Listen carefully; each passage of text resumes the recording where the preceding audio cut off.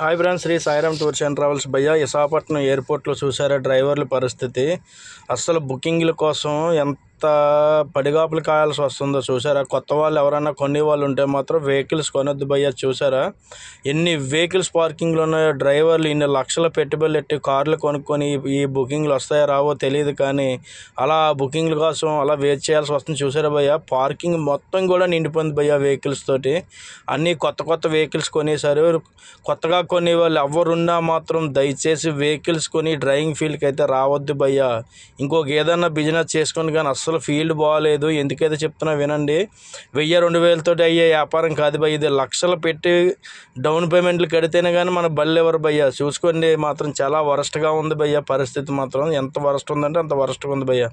ఇగో చూడండి, ఒక్కొక్కరు అలా పడిగాపులు కాయాల్సి వస్తుంది, కానీ బుకింగ్లు అయితే పడట్లేదు.